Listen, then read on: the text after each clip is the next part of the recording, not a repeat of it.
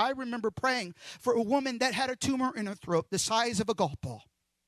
And as we prayed for her that night, something began to miraculously change in her throat.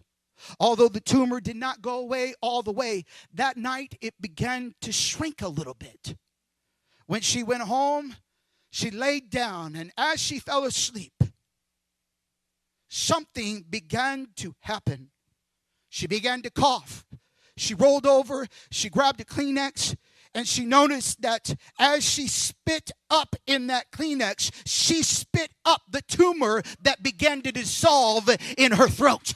My dear friends, the miraculous power of God is real, and He is here tonight to heal people.